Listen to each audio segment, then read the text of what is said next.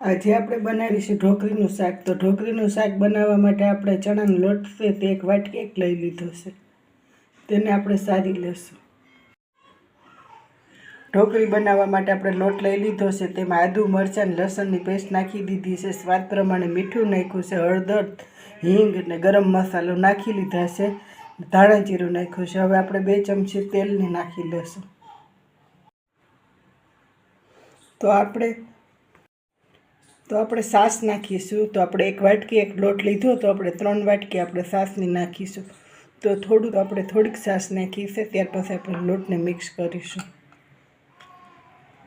તો આ રીતે આપણે થોડું છાશ નાખતા ગયા અને લોટ બનાવી લીધો છે. ત્યાર પછી 3 વાટકી છાશની નાખી લીધી છે. ત્યાર પછી આ રીતે આપણે મિક્સ કરી લઈશું. તો આ રીતે આપણો લોટ તૈયાર થઈ ગયો છે. ધીમા ગેસ ઉપર આપણે હલાવતા રહીશું અને લોટમાંથી આપણે ઢોકળીને બનાવી લઈશું. તો વેણાથી આ રીતે આપણે હલાવતા રહીશું.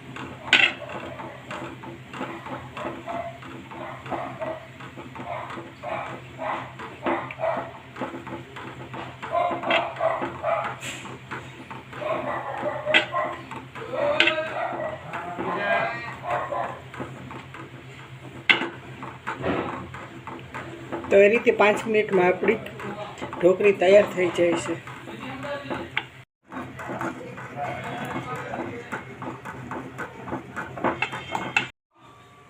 તો આ રીતે આપણે ઢોકળીનું પેસ્ટ તૈયાર છે. તો આપણે એક થાળીમાં તેને પાથરી લેશું. તો ડીશમાં આ રીતે તેલ લગાવીને આપણે ઢોકળી છે તે પાથરી દઈશું. તો આપણી ઢોકળી તૈયાર છે. તો આપણે શાકને વઘારી લેશું. તો આપણે નાના પીસ કરી લેશું. તો આપણે 2 થી 3 નાની ડુંગળી સુધારી લીધી છે, એકદમ ઝીણી સુધારી છે. ને આપણે 2 ટમેટાની ગ્રેવી બનાવી લીધી છે. શાકને વઘારી લેશું. ગેસ ચાલુ કરી લીધો છે, તેલ મૂકી લીધું છે. તો આપણે રાઈને 1 ચમચી નાખી લેશું. જીરું 1 ચમચી નાખીશું.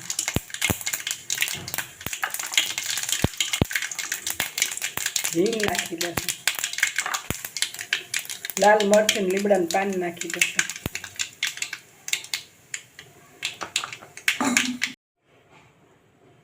તો આપણો વઘાર તૈયાર છે. તો આપણે ડુંગળીને નાખી દઈશું. તો ધીમા ગેસ ઉપર આપણે ડુંગળીને સડવા દેશું. ડુંગળી આપણી સડી ગઈ છે. હવે આપણે ટમેટાની ગ્રેવી નાખી દેશું. ટમેટાની ગ્રેવી નાખી દીધી છે. આપણે મસાલા કરી લઈશું. તો હળદરની 1 ચમચી નાખી દઈશું.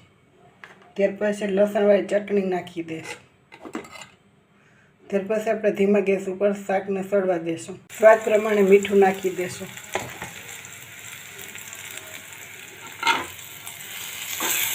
તો આ રીતે આપણે મસાલા સડી ગયા છે. હવે આપણે થોડુંક પાણી નાખી દઈશું.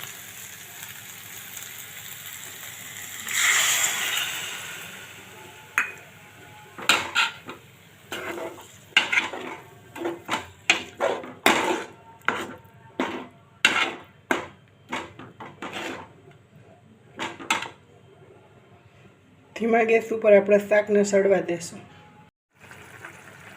તો શાક આપણું સડી ગયું છે. હવે આપણે 1 ચમચી ગરમ મસાલો નાખી દઈશું.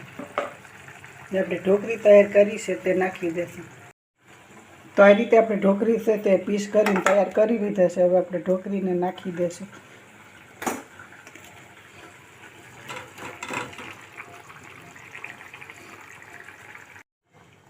તો આ રીતે આપણું ઢોકળીનું શાક તૈયાર.